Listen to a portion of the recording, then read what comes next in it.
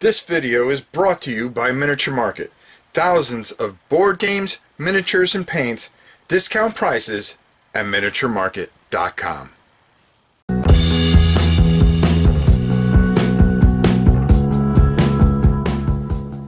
Hi everybody, welcome to War and Pieces. Well, we got another War and Pieces for you, and this one's a little lighter because I know we have some kids on the audience that are anywhere from 12 and under, and their fathers want to show them how to play different games. Well, they're not going to show them Panzer or MBT or Churchill or Twilight Struggle. But what you want to do is see if they have an interest in it and keep it very simple. And then just add another component and add another component.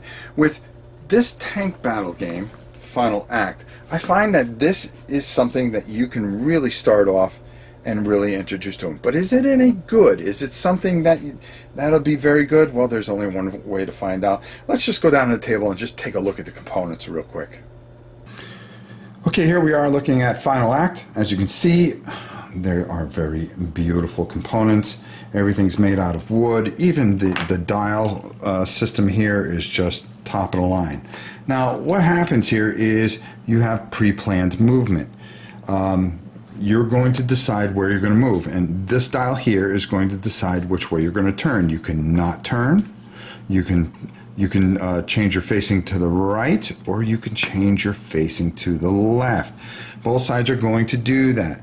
Now, in this instance, as we can see, C is going to move straight ahead and turn to the right. So it will move straight ahead one and turn to the right as such. You can plan diagonal movement. As you can see, C is going to move diagonally and turn to the right. Remember, as you can see, you could fire straight ahead. You have an arc of firing, but firing forward would give you 6 squares to fire. Now, in this instance, we are matched up where we would be able to fire, but you just don't fire at each other. What happens is everybody moves, and then the next phase is to fire your weapons. So number one here, as you can see, sees this tank up ahead and wonders, geez, I wonder where C is going to fire. After the pre-planned movement phase, okay, everybody is going to make sure that they don't touch their dials any further, and then each tank is going to fire. So as you can see, we have one bomb from number one, and say we decided that okay, he's going to fire there. Another tank can put a bomb here or here, depending, but there's actually a whole bunch of tanks. There's 7 tanks to each side.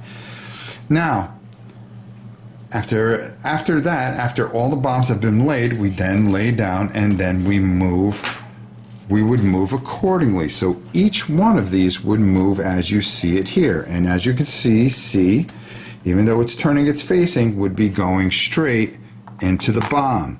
Once it gets hit with one bomb, it is on fire. Look at those really cool fire tokens, wooden too.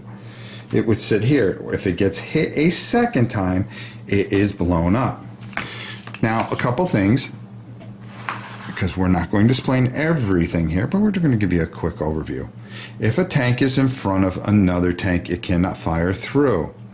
If a tank is on a mountain, and there's a tank in front of it, because it has range, it can fire over that, and it can extend its range by 1.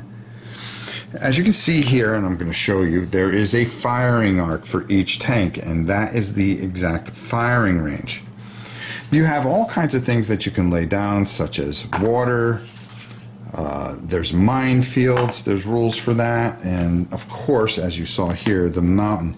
You keep on battling until, of course, you get to the other side, the person's last line of defense. Once somebody is here, they win. In case of a tie, you keep on going until the next tank ends in the last line of defense and is declared the winner. And that commander will reign supreme. So let's go up top and get my final thoughts on Final Act.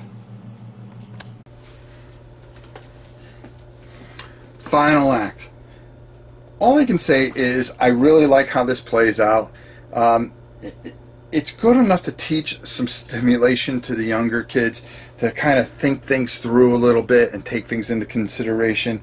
Easy, fast, you know, just tanks on tanks. As simple as that. Nothing, but it does have enough strategy to test the other person and, you know, kind of try to get a read on, well, where do you think he's going? I'm not too sure if he's going to go that way, but I'm going to put a bomb there anyways, just in case. The components are great. Everything about this game I really, really enjoy, and I really think this is something fun and that the younger kids would enjoy, and I think older people will enjoy it too, as just something to get to the table and say, hey, your tanks versus mine, you versus me, let's do it. If I had to rate this, this is definitely a 4 out of 5. I really enjoyed it. I love the simplicity of it. I love how quickly you can get it to the table and how much fun it can just be, just tank on tank. That's all. That's all that matters. So, I hope you enjoyed this version of War and Pieces, and until next time, I'm your old pal Rob, and we will see you soon.